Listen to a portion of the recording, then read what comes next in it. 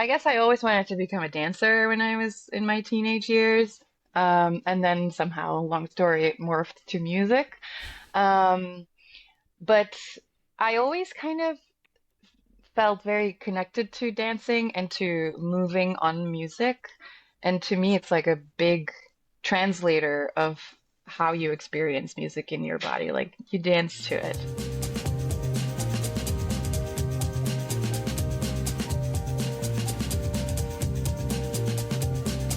Hey everybody, Zack Newmark here with Damn Yankee, the show that brings you all of the performers, artists, authors coming through the Netherlands and those who are based here as well. Today I'm telling you about the debut album Atlas from New York based vocalist, composer, and producer Charlotte Jacobs, which plays out like a half remembered Greek epic of avant pop proportions, piercing together earthy woodwinds, old school synths, and shifting rhythmic patterns that enhance her myth inspired spoken word and bilingual vocals, which she delivers in both Dutch and English. This weekend, on Saturday, March 22nd, she will be performing live at the Tivoli Vredenburg in Utrecht. Please welcome Charlotte Jacobs. Thank you for being here. This is awesome. Well, yeah, this is awesome. Thank you for having me. Well, it's really nice because I don't have a huge amount of experience with your music, and I was introduced to it by a colleague of mine, and I gave it a lot of listens, and it's my understanding that your live shows and the is really totally different from the experience that you and someone in the audience gets from listening your music at Mhm. home. Can you tell me a little bit about how you kind of structure those live shows of yours? Yeah, absolutely. I make a lot of stuff in Ableton on the computer and record it at home or in a studio. So it's always an interesting challenge to translate this to a live experience. And the nice thing is, like, you can do anything that you want. And I mean, obviously, there's some limitations sometimes, but I like to re-envision to bring a different experience to an audience live. Um, and in my case, I always bring a live drummer, um, which I also record for the album, but I also make program beats. And it's I like to play with the live experience of the drum being there live, but also having the program beats in the speakers yeah, combined. Um, and I think for the live experience, because you have some flexibility in time, I love to open up the songs for moments that can be created in that time and place. So I work a lot with musicians that are very comfortable with improvisation. Um, and especially with the drummer that I work with, he has a big improv language. So every time the experience is a little different, also for us, which, you know, keeps it also fun to play. Mhm. Um, but obviously there are like elements that I really want that are on the record that I'm like, I'm gonna keep this because it's like almost song defining. But with some other songs, I'm like, let's open this up and um, see what we can create in the moment. And you keep talking about Ableton. So for the people who don't Hmm. know what an Oh Ableton yeah. is, tell me about that a little bit, and how you can just teach yourself that as well. I'm really curious about it because I understand you've taught yourself how to do this too, right? Yeah, I went to conservatory for jazz vocals, but I never really learned there or taught, yeah, learned how to like record myself. Mm-hmm. And so Ableton is like it's a music software where you can record in and create mostly electronic music, but obviously if you record an instrument that's acoustic, you can also do something acoustic in it. Um, and I basically just, you know, tried the trial and started recording things and chopping and editing things. And it's a very nice tool because it is very user friendly, I think. If you don't know the software that well, you can just start clicking and it will do something, and then experiment with it. And I think it's a really nice software that lets you experiment even if you, and then sometimes you bump into something that, oh, I can't make this happen, then I just YouTube it, and YouTube is full of, you know, a lot of wisdom. And then, yeah, that's how I taught myself to work with it. I mean, it's a really different way of compositing music, as Hmm. opposed to learning an instrument and playing an instrument, right? Yeah, absolutely. Yeah. Um, I guess. I mean, it depends. Yeah, like I can see people just like, practicing Ableton. You could practice it. You can just keep, trying things and being really fast at it because it is a software. You have to like learn, oh, I have to go there and then I have to do this. But the more you do it, the better you get at it. So, and yeah, obviously it's on a computer, so it's a different experience obviously than like playing an instrument. But I can see that people would argue that it is a sort of instrument as well to Mm. use live or as a compositional tool, because it has so many things that it can do. It's like what Bjork said, that the computer is an instrument to her music. Well, I'm interesting that you brought up Bjork because Yeah. when listening to your music, it's one of the first artists that I thought of as being an influence. Peach, who's producing this episode, also very much said the same thing, that Yeah. your work kind of was reminiscent of her. Do you look at Bjork as an inspiration for you? Yeah, absolutely.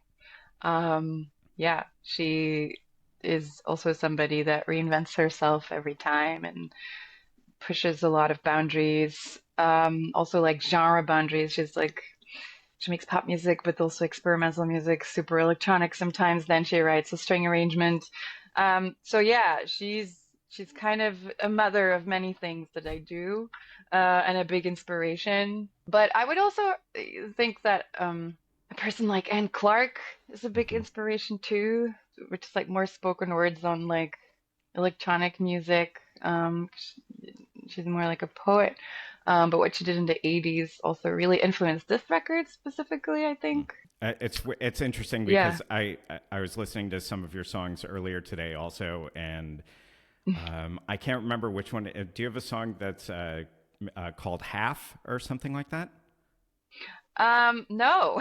I'm trying to remember what the name of the song was, or it'll come to me in a minute. But I was listening to it. You have a video out, of it, and there was something about it, and I'm not sure what it was, but there's something about it that almost reminded me of like a Ted Leo guitar riff in a way. Hmm. And so then I thought how odd it is that you can go from having tones of like Björk to an indie rock or indie punk, Yeah. New York stalwart to to like Sigur Rós even was somebody that your work kind of reminded me of, Yeah. and Yeah. also sort of very ethereal, like almost Hmm. like a score for a David Lynch movie in some Hmm. ways. Yeah. Yeah. No, I agree. I mean, um, I don't know. I don't see myself as like, I'm not saying that other musicians do that or artists do that, but I try to like not place myself inside something. And this is like, I always try to, oh, let's try that. Like this record has influence of techno and dance music also, but also very experimental or very experimental, improv or more jazz leaning. Um, and I think I do that consciously to like see what the next where is my limit, where can I go a little more um into this route or this genre, or and it's also because I think because I listen to a lot of different music, and it's not that I only listen to one genre. I love music is music, and something that I because I went to jazz school, it was sometimes a little a little hard to, some people are very puristic in certain things, but I really enjoy very different genres, and Mhm. I hope that I can reflect that in my own making. It was Other Half was the song that I was Oh, thinking of. yeah, yeah, of course. I was thinking about Atlas because that's not an Atlas. Um, yeah, that's an older song. Yeah, yeah, Mhm. yeah, yeah. Other half. Yeah. Whether you've lived in the Netherlands for years or are getting ready to move here, the best time to learn the Dutch language is right now. Learning Dutch with the Delft method at Nedles is extremely effective because you start speaking the language from the very first day, actively putting the vocabulary you learn to good use. Nedles offers courses at all levels, both online and in person at their location here in Amsterdam. Their experienced teachers are specially trained in the Delft method, which combines studying a piece of text at home and then using words from the reading material in conversations during the next class. Students often say they feel supported at Nedles and praise the teachers for creating a safe space where they can overcome their fears of making mistakes. They also specialize in helping long-term immigrants, like me, tap into the passive knowledge they have about Dutch so they feel more comfortable speaking and writing in the language. Dutch classes begin at all levels on a rolling basis, so sign up today and save 10% with discount code PODCAST. Find out more at nedles.com, Nedles.com. That's Nedles, Dutch for internationals. And then also because listening to your music from covering different periods or at different moments over the past 10 years, Mm-hmm. um, I also get the sense that your mood at the time or whatever you're going through really kind of comes out in your music. Um, Yeah. if Yeah. that is that the case? Why? I mean, I feel like some of your music comes off as being much darker. Mm-hmm. Some of it more lighter is not the right word, but lighter in mood or lighter in Mm-hmm. emotion. Yeah. Can you talk me through that a little bit? Yeah, I think it totally influences what I make. I also think that environment influences my writing because I think the move to New York City for me from a small town in a small country like Belgium was a big shift. I think also artistically, um, and I don't see necessarily like if music is more mysterious or more dark. To me, it doesn't necessarily reflect that I was sad or something. But yeah, it's just I think what I learned in New York in those 8 years I've been living there, it's just like you can do whatever you want and you can just go for it. And that's a really nice feeling. It's a very liberating feeling. Um, I guess that doesn't really answer your question. But to me, like moving to New York was just like a push of like you can just do whatever you feel in the moment and make something out of it. Uh, is that what you felt was? I don't know. Did you feel that was lacking, or was that something that you were seeking out when you moved, or was that something that you found once you arrived in New York and you decided that you wanted to hang on to that feeling? Yeah, I think the latter what you said is like I had no clue what to expect moving there. I wanted to move to New York because it's such a big art music hub of many styles, many artists, and obviously because I studied jazz school, I was very intrigued with all the jazz history that was there.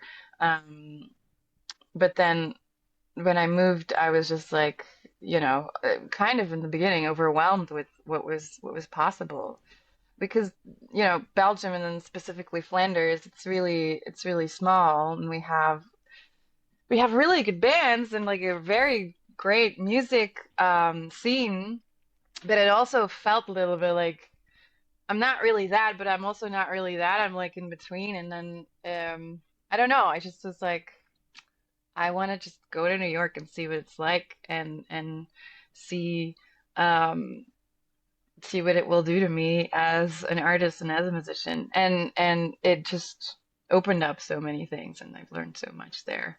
And just because you can see so many things and hear so many things, because there's such a big, yeah, there's so many different things to experience, so many different styles. And therefore also like the genre, like the categories or whatever, they kind of fade away. And it's also what you just said, like what reflects in my music. It's like it's different things at the same time. And how does the modern dance fit into that? Because I imagine Oh mixing yeah. modern dance and music also isn't really something that's easy to accomplish in small town Belgium. No, although like we do have like a great contemporary dance scene. Like obviously we have Anna Teresa de Keersmaker, who's like a world famous choreographer, and with her school in Brussels, which was I discovered her when I was 16, and that was kind of my trigger of like, oh my God, that's amazing. And also the way she uses music so much as an inspiration for her pieces. Mhm. Um, and I guess I always wanted to become a dancer when I was in my teenage years. And then somehow, long story, it morphed to music. Um, but I always kind of felt very connected to dancing and to moving on music.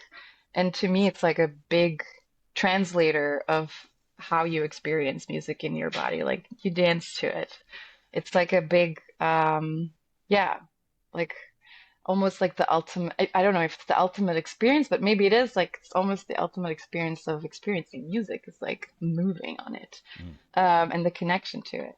And then um, I think because I write kind of very imaginary or very visually triggered music, I like to work with dancers in the visuals I make in like video, like music videos, um, and also to see like how they are inclined to move on the music. Like I don't tell them what how to dance or whatever, but in the videos I've made, it's always with dance because yeah, it's like I always think it's like a perfect translation of the music visually. Um, and then in New York, we started working with some choreographers and then working the other way around, really putting music to an existing choreography Mhm. or dance routine, which is also which is a really nice experience because as musicians and as dancers, you'd think really differently about the same material sometimes or about the same questions. Mhm. And it was really interesting to to see how that connected. The choreographer we would do like improv sessions together, and then certain topics or questions they worked on, um, we would also respond in the moment with sounds. Was this kind of what life was like for you growing up? I mean, did you have that sort of support to be experimental with your creativity in that way? Um, I guess so. I think so. I mean, I don't know. That's a tricky question. I mean, you mean in like a Well, or education-ish thing or education at home? at a parent's family. Yeah, I mean, I was able to go and take lessons in like the local art school, and that was music Mhm. and dance and theater. I as a teenager I did all of it because I just loved it. Yeah. And so yeah, I think there was definitely, you know, the opportunity to experiment in all the different um languages. And also my parents, when I grew up, they had a small art gallery in a town in the middle of a small town in Flanders where you wouldn't expect an art gallery necessarily. Hmm. Um, but it also like showed me a lot of art that, there was just this world around me that I grew up in, um, What was where I the got to see, what was the sorry. artwork that they had there? They would do different artists. It was like an art gallery with, usually it was visual arts, mostly like painting or mixed media, but it was always kind of in a painting Hmm. form, sometimes sculpting. Um, but yeah, like every 6 months it would change to another And to another artist. it was very modern. I think mostly it was modern, but it wasn't like old like classical art of like I don't know. No, it was like Battleships north of the in the North no, Sea no, and things no, like that. no, not at all. It was like contemporary and artists that were still alive and like Mhm. putting up their new show. Um, but yeah, some artists were from like France, or it wasn't just Belgian artists, it was like from all over the world. My dad got really into um uh, Aboriginal art from Australia, so like I got just exposed to a lot of visual Mhm. input. And Yeah. did you have or do you have brothers, sisters, siblings? I do. I have one brother. And He is he in is sort of your line? Is he creative and in the creative arts also? I would say he's creative. I would say that he works in the video gaming industry. I think he's more, I don't know what the perfect term is, but I think he's more of like a coder. But he does it specifically in like the the gaming industry. So yeah, he works on different games. Uh But it's not like he is that an artist? I don't know. It's a It's big question. it's an art form. It's an art It's an form. art form, exactly. Um, but what he specifically does, I don't think he's drawing any characters or something, but he told me like I write the formula that makes the little figure move, for example. Mm-hmm. So it's more of like a mathematical job, I guess. Um, but it is somehow creative. Yeah. And your parents are they still in Belgium? Yeah, yeah. Um, my mother, she lives in Belgium, and she's also an artist. She's a visual artist that works with different materials. She Hmm. has these periods of like now she paints, but then she works with textiles and makes sculptures. Um, Sometimes it's really big. Sometimes, yeah, it's so the home that I grew up in was very, very, yeah, artsy. Art was always a thing when I was a kid. Have you ever worked with your parents on any of your projects? Not really. But what did happen is that when my mom had like an opening of like a new exhibition, we would play a few tunes or something. That's cool. Oh, actually, no, there's one thing that she asked me to make. I made like a kind of a soundtrack for an installation that she made, which was just like a long kind of instrumental part. Don't really remember how it went. Yeah, but it was with a lot of sampled sounds and like animal sounds and Mm. edited sounds and yeah, very a lot of processed stuff. But that's the only occasion I think that we actually worked together. How old were you when you decided ultimately to move to the States, to move to New York? Uh, I think 28 or 27. Okay. Yeah, And yeah. so, in the period between, let's say, high school up to that point that you left and went to New York, had you published any music? Had you gone pro, so to speak, as a musician or a I dancer at guess that point? I guess so I did conservatory and then I graduated, I don't know when I was 24 or something. And then I had like a couple of projects running in Belgium. I did a lot of backing vocal, just like any type of music job I could do, I would say yes to. And there was one band that I graduated with, was like my graduation project from the school. We made a little EP, which the band is called Siren. I think the EP is still on Spotify. Um, and it was also like mixed language. It was also like English and some songs in Dutch. It was like 5 songs. And then we did a couple of shows with that band. But then, some time goes over and people do other things. And then at some point I was like, I want to leave Belgium. And then I left. And then in New York, I really found my own.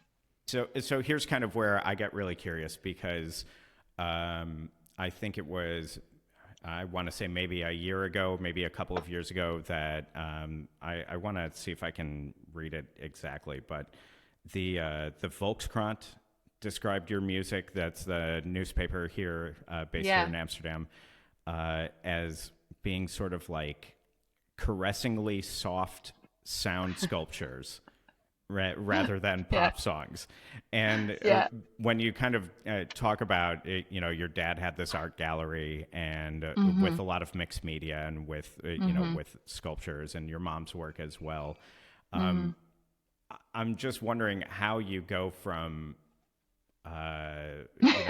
this sort of like this EP and mixed vocals and studying jazz and swing. I think was also something that you Yeah. had an interest in too. And Hmm. how do you go from swing music or jazz music? I don't know how traditional the jazz music was that you liked, but how do you go from that to caressingly soft sound sculptures? Because it's it's really, I mean, it's such a I mean, it's such a different path, I think, than a lot of different musicians end up going down. Well, that's a good question. I think for the swing music, I never written swing music, just to say, like I've studied it in school and I was very new to it. And it's a big conversation talking about studying jazz in a European country. Yes, yeah.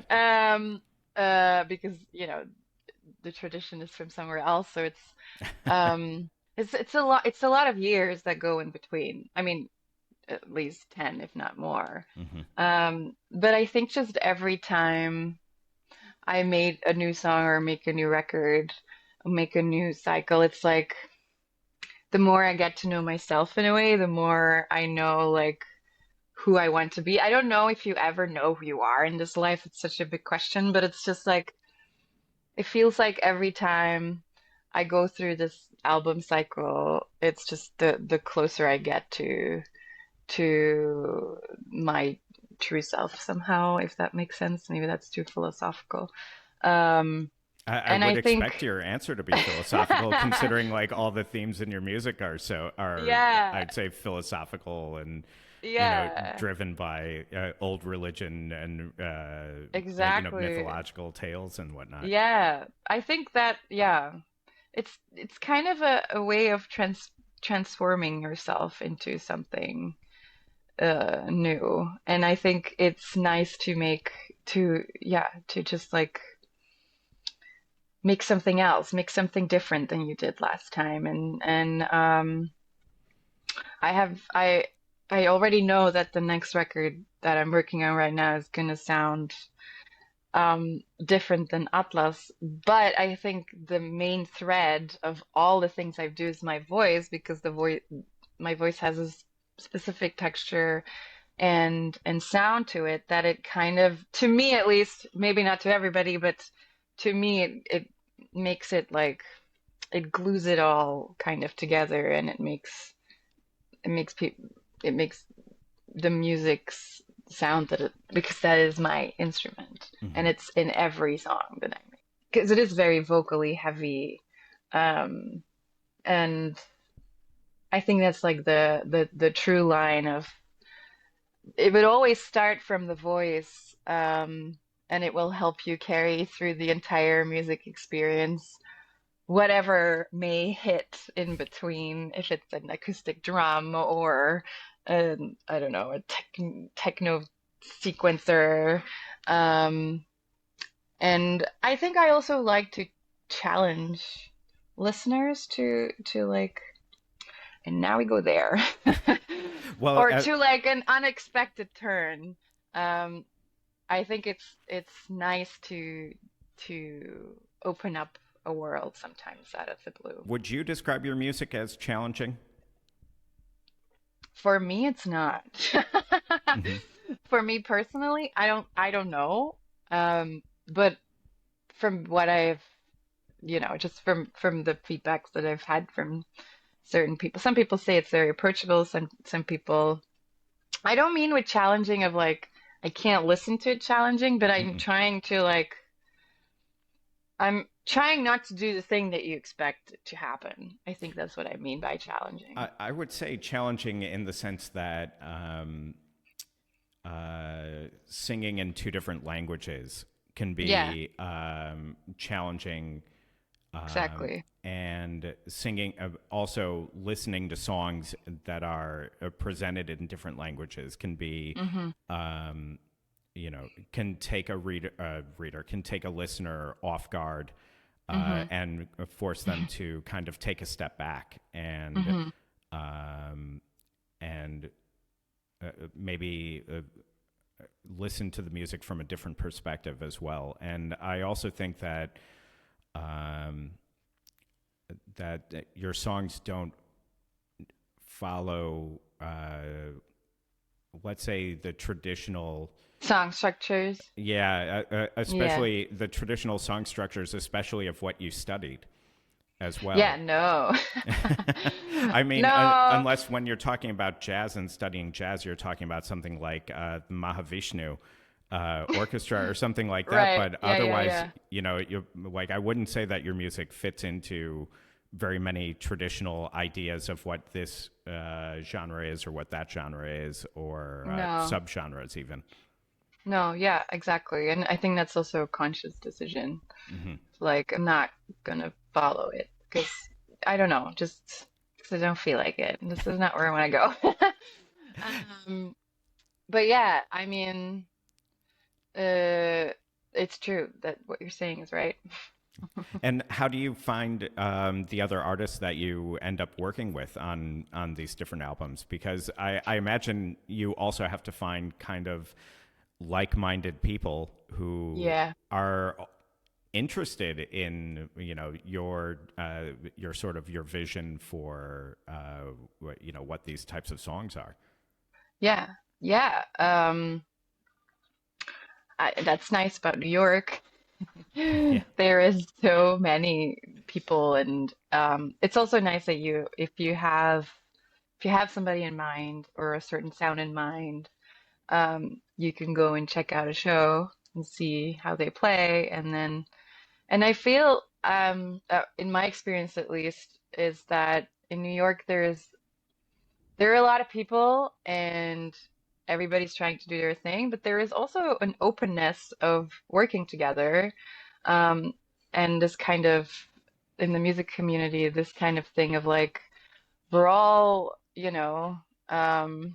trying to do our thing, but I do respect that you put so much energy and effort to it and yeah, let's try something together. I feel like there's a big openness. For me, it's not a like I learned in New York how to ask a question in Belgium, asking something, especially in I don't know, it's a whole cultural difference, I think. But as Belgians and as a Flemish person, we're a little bit shy and a little bit to ourselves, and we're like, can I maybe ask something?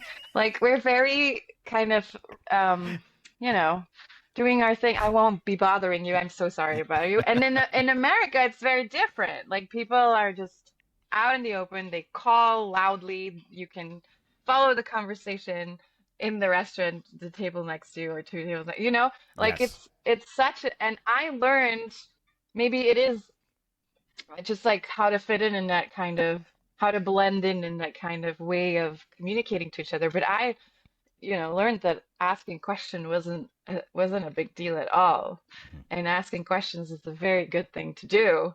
Um, and that's what I immediately just noticed in New York City is just like asking somebody to play with you is everybody's like, yeah, sure, of course, yeah, it's fine time, let's do it. Mhm. And then obviously it goes also to like, so how much does that, how much will you pay me? Obviously, because everybody needs to make money. Right. Um, but yeah, I feel like there is there is a big openness and the like-minded artists, it takes a little while to find the crew or the group or the people that you are, resonating with, Mhm. especially when you move from somewhere completely different. I mean, I guess that's everywhere, but yeah, I found a lot of wonderful, wonderful people and wonderful players, and I think it also works inspiring of like, wow, I just heard this person play, and now I want to make something like that. Americans, you still have one last chance to collect the extra $1,400 the U.S. government owes you from round three of the stimulus package if you are behind on your taxes. The experts at My Expat Taxes can guide you through the process, just like they helped me. And if you haven't filed taxes in the US in a while or ever, My Expat Taxes will quickly and easily bring you up to date with the IRS. That way you can still collect that stimulus check, but only if you sign up and file by June 16th. For me, even after living abroad for 17 years, American tax bureaucracy felt like a Kafka-esque nightmare, but not anymore. My expat taxes gives me a real sense of relief with their easy-to-use, up-to-date software, maximizing tax benefits like the foreign earned income exclusion, and they even file my foreign bank account reporting at no extra charge. They are secure and reliable with a commitment to data privacy and confidentiality. So whether you're catching up or simply filing your return on time, let the experts at My Expat Taxes wipe away your tax anxiety. And use discount code DAMYANKEE to get 10% off your purchase. That's DAMYANKEE, Damn Yankee, at myexpattaxes.com. Your life just got a whole lot easier.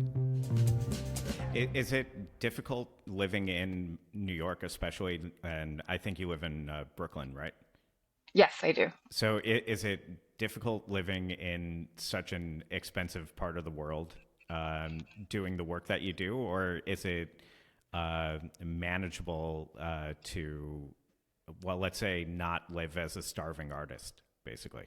Yeah, we're we're all starving artists, I guess, but um, it is challenging. Absolutely, it is an extra layer of um, of how to say it. I don't want to say stress because of course it is stress, but it's also like it gives you an extra reason to really go for it.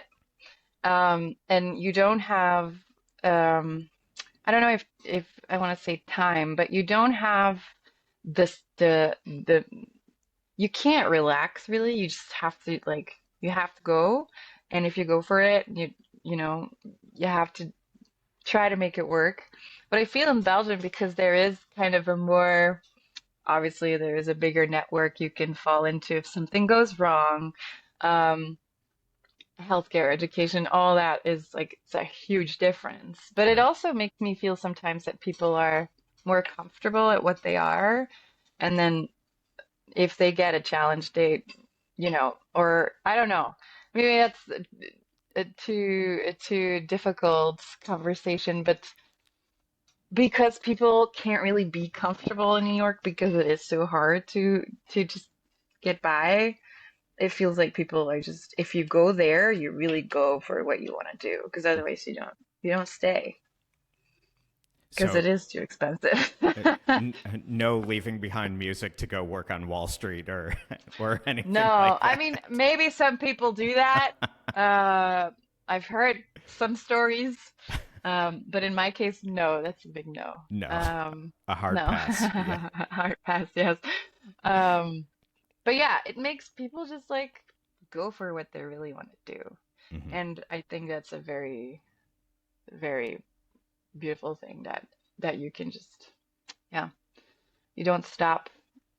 Yeah, if that makes sense. Yeah. And then Yeah. your husband, is he sort of along those same lines? Because you and your husband used to collaborate together. Do you still Yeah, yeah, collaborate yeah. together on music? Yeah, yeah, yeah. He plays in the band. Hmm. So, yeah, and he's also similar situation as me. He's from Belgium and he moved to New York for music. But Hmm. we met there, I guess. We didn't know of each other here because he lived in Amsterdam. He studied in Amsterdam and lived there for like his 20s, I would say. Hmm. And then he moved straight to New York. So I would say that I know of most of the people in the Flemish music scene, but then he wasn't really in that scene. So yeah, I got to know him quite later. How did you find him in New York, or did he find you? Um, was it a birthday party of a friend or something? It was funny. Well, yeah, it's complicated. The story is we met in Belgium, but he was already living in New York. It was the whole thing. Um, but I didn't know of him, even if he was a Belgian. And no, No. the music in the music, I didn't because yeah, he was always in Amsterdam. When the two of you met, did you hit it off right away, or was it more like a hey, I make music, you make music, let's try to make music? I honestly never thought I would play with him. In the beginning, I was really like, no, what you do is really different than what I do. It's like, no, we shouldn't play together. It's so weird. And then he was like, well, can you give me a chance at least? Like, can we just do like, bring, we book a room and we booked like a rehearsal space and he was like, can we just make some music? And then I was like, okay, sure, let's try it. And then it was really nice. Then I was really surprised, like, oh wow, this actually works somehow. And then we started playing a couple of shows live, and then once you start playing live, you start to create a sound together. And now we've been playing together for since 2019, I would say. Hmm. So like almost 6 years. And when was the dating part of that? Or like, were you dating first, or were Yeah, you yeah. We were collaborating? dating first. Dating No, first. dating first. Yeah. Yeah. We were dating first. And because I don't know if our paths musically, because we were in such different music worlds, would have crossed if we wouldn't have met each other on a birthday party of a friend of a friend. Yeah. You were talking about how sort of culturally it's you know maybe more open and expressive, at least in New York or in the States in general. Hmm. Um, I'm wondering also, uh, do you have the same opinion when it comes to audiences? Oh, yeah. You mean if there is a difference? Yeah, in your opinion, and for the type of music that you do, what's the difference between the audiences that you get in, say, in New York versus the audience that you're going to have in Utrecht coming up this week? Like, what do you expect? I'm very curious with the audience in Utrecht because the festival is very, very interestingly curated. It's like a contemporary classical, but also I don't know, minimal music. Yeah, it feels like it's a genre fluid kind of festival. Which I'm very curious who's going to show up in the audience there. Um, but like in New York, I don't know, you can get anybody. It's so like diverse and what I do notice as like a cultural difference is like how audiences respond during the show. Like in New York, people will just yell in the middle of a song whatever they feel or whatever. If they like it, you will immediately notice. And I feel sometimes in Flanders, or in Europe a little bit more is like people are more like aware of like now is the time to listen, now is the time to clap, you know? Especially in Belgium. I think I don't know if the Netherlands is like that, but if I mean I have many Dutch friends too, and there is already a big difference between somebody from the Netherlands, somebody from Flanders. I think in general, um, people are more open and expressive too than the Belgians, I would say.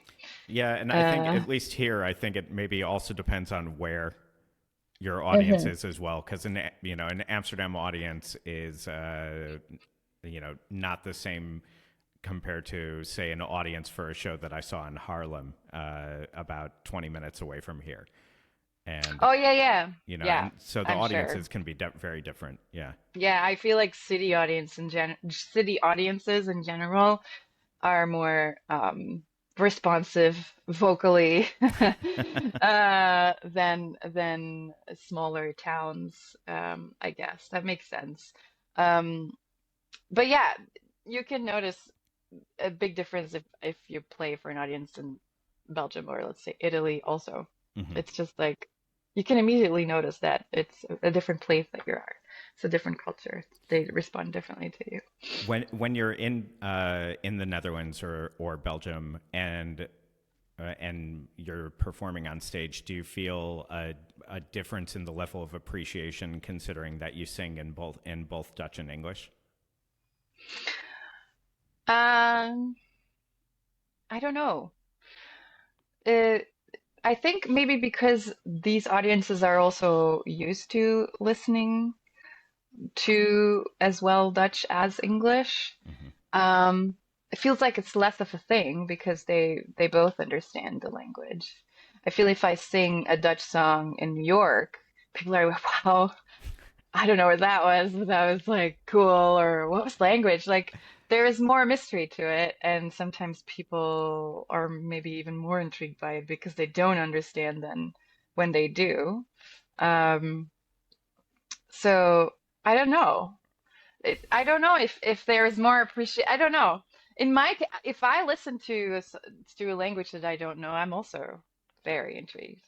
Mm. Um, and I think that's also why I still make songs in Dutch, even though I live um, in a country where they speak mostly English, is like because it triggers something else because you don't really know what is going on, but then because of all the other things happening in the music, maybe it will give you um, an idea of what it is about to you. And I like to open that up to the listener. It's like, this is your experience. What does this mean to you? Mm.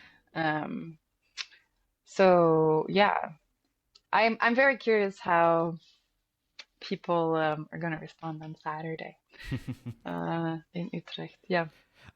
Your upbringing, if I remember right, was sort of Western and Catholic upbringing, and then some of the inspirations for your music and for your artistry in general even goes, you know, towards Japanese poetry um, and mythology from different parts of the world. I'm just wondering if you have kind of, favorites of different philosophies and different mythologies and different bits and pieces of religion that you kind of draw from more than say others.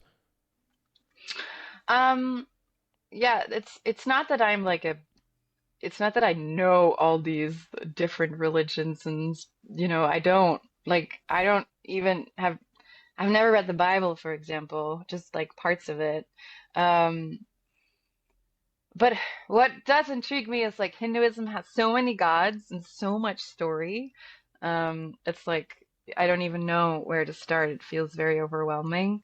Um, I don't know if I have a favorite. I just I just like the fact that humans tell these stories for like generations and generations and I'm intrigued like how people can sometimes need this kind of thing for themselves to like just navigate life. Hmm. Um, and I think that's what intrigues me about religion and spiritual in general because because Flanders is Catholic, that's what I've seen as a kid mostly, but I wasn't raised very religious or very conservative or um but I do like look for like the female narrative in a lot of these different stories. And I think what I'm mostly intrigued by now, which is not really a religion, but it's like the witch hunts from like the 15, 1600s in Europe, Hmm. and which is like a total, it's not a religion at all, but it's just like, how did that, why did that exist? What does that actually mean? So I've been reading a lot on that right now, which it's like later than the record that just was released. Are we going to see some of the themes from that in your music, do you Oh think? yeah, Yeah. totally. Yeah. Yeah, yeah. It's just like an interesting. It was such a long time that happened, and like how it reflects in our society now, what that actually means now also. Mm. Um, it's really it's really it also is like this kind of, it's also still kind of mysterious. And my brother used to work in Scotland, and I was there a couple of times, and it was also a lot of that like a lot of that those stories and um are still very like big and alive there, I feel. And uh yeah, I'm very intrigued by it. And this, yeah, just like when women at that time were doing something that wasn't seen as correct, they were called a witch. And that's just Right. like very, yeah, interesting to see it also in the daylight. And I've just been reading up on that. As someone who kind of explores these, women's stories and what's the women's perspective on a lot of these stories, um, it must also be a very unusual time to be a foreign, forward-thinking woman living in the U.S. as well. Yeah, yeah. I mean, we left for tour in February, so at this point, we're still in Europe, so I haven't really been back since, the presidential transition. Hmm. Um, but obviously, like before that, things were happening already, and it's just like a reminiscence of what happened like hundreds of years ago, somehow, I think. But obviously, New York, the city at least, is like a bubble in itself. Hmm. I mean, it's just like a different world. You can't. I mean, I've never been to. I mean, I haven't seen all of the United States. It's a huge country, so I can imagine that I don't know at all what it's like to live in other places Well, as a I'm just woman. curious if the sort of development over the past, let's say, 6 months, if that had any, influence on why you started reading about the witch trials. Oh, oh and yeah. and then I'm kind of curious if you're drawing any parallels between that period and the current moment where we are. Yeah. I mean, it's a big parallel, I think. It's very obvious. But I don't think it was because certain things happened in the United States that I was like, I think I was always kind of intrigued by what a witch actually is Mm. and what it actually means. And then I don't know, it just got re-triggered because I read a book in the defense of witches by Mona Chollet. She's a French writer. And I just read that book and I was like, oh, I want to read more about this. Mm. Um, but maybe unconscious, your environment constantly influences you. So, yeah. And so now coming up, with you've got, your tour that's going on now, and you've got ideas in your head for what your next album's going to look like. Yeah. So people who go and see you live, what can they expect to see? Oh, well, they will see me and the drummer. Like the show now is it's like in a duo formation. And I think I do, it's not that we do, I do some like choreography. It's not like a choreography that is very set. Hmm. It's still quite improvised, but I do try to make it a part of the performance, that there is movement. And then sonically, it will take you to many different places, as in like sometimes it's just voice, but sometimes it's really maximalist of like a lot of different sounds at the same time. Um, there will be moments that will be improvised that I don't know what will happen. Um, but I hope that people can go, yeah, on a trip, just like I hope that people are um into it and then step into this world, and then when the music is over that they come out and be like, "Oh, where did I just go?" I always loved a little escapism. Yeah, and your vocal range itself is also, I would say, impressive would be one word for it. Unique, maybe, is another. And what does that mean for like taking care of your voice? Getting ready before a show. What do you have to do to be ready for a show? Yeah, I do like warm-ups. I've come to appreciate them over the years of singing live so much. It's just very simple exercises, but just to like make sure it's like feeling right and the voice is happy where it is. Hmm. When you go on tour and you have to sing every day, it's like, yeah, it's very important to like get your sleep as much as you can, even though, late nights and early mornings sometimes. Um, I sometimes still mask up just to not get a cold or something, or not just if I am with a lot of people around me, if I know like I have a big show in a couple of days Hmm. and I go to like an event or whatever, I wear a mask just to make sure I don't get a cold, because the cold, it's not necessarily bad for your voice, but your entire resonance sounds different. Um, and then I have a little steaming. I do a lot of steaming too, and a little nebulizer that I can take on the road with me. And I do it usually before and after, just Hmm. like to like have the warm up, but also like the cool down of things. But it's, yeah, voice. Sometimes like, I don't care, I'm just gonna do it. But then I'm always like, no, no, I should really just do my warm ups and do everything, um, because it really helps, and especially because if you have to like sing a lot of nights, Hmm. it will, if you don't take care of it, you will feel it. Yeah. Yeah. And what's the music that you're listening to now since you're on the road? Oh, we played a show in Austria at this place called Cafe Wolf. And the two owners showed me, they put on like a playlist on Spotify, of like a German artist that made this kind of new wave music in the 80s in German, also like sung in German. So I got really into that playlist. And I've been listening to it, and it's like it also has like front two for two, and like it's a mix up of very different things, but it's like 80s music now.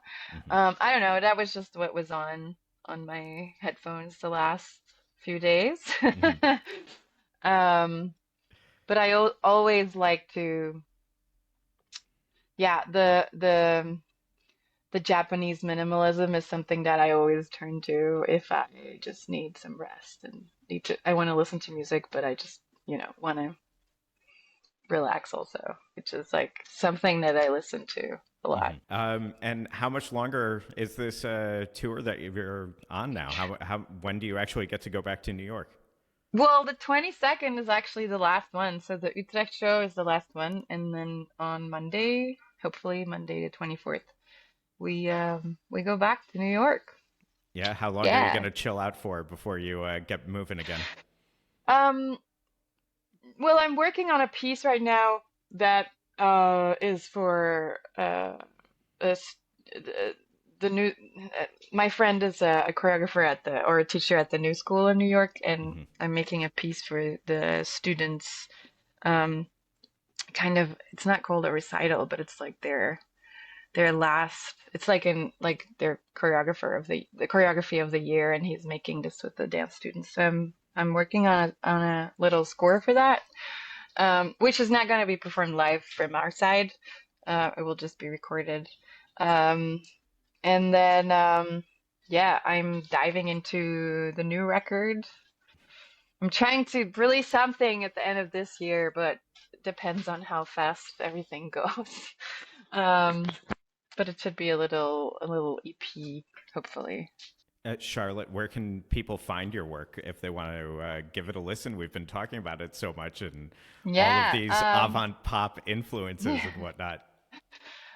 They can obviously find everything on Bandcamp. I think that is a good place to find everything that I've released so far. Also, collaborations with other, like with the poet from Brussels. We made a record together last year, which is Dutch spoken word music. So Bandcamp is a good, I mean, Spotify, obviously, but Bandcamp's better.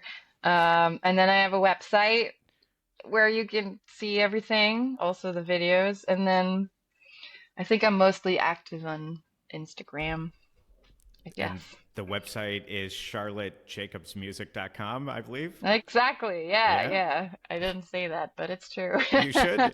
You need to say Yeah, it, yeah. Charlotte. Everything, all the handles are Charlotte Jacobs Music. Yeah. Okay. Great. Well, Charlotte, thank you so much for joining us. Wishing you, of course, the very best of luck with your upcoming show at the Tivoli Thank Vredenburg. you. That's Thank you. fantastic. Yeah. This And is really nice. really phenomenal that you were willing to take an hour out of your day to chat with us today on Damn Yankee. Thank you so much. Thank you. Thanks for having me. Damn Yankee is produced in partnership with NL Times, the top choice for English language news from the Netherlands. Founded nearly 15 years ago, NL Times grew to become the #1 site for information about this country, featuring more news stories every day of the week than any other website. Keep tabs on the latest top stories and breaking news from across the entire country, not only in Amsterdam, Rotterdam, and The Hague. Find out more at nltimes.nl. Damn Yankee is an NL Times production. The show was created by me and Peach Rizzo, and this episode was produced by Peach Rizzo.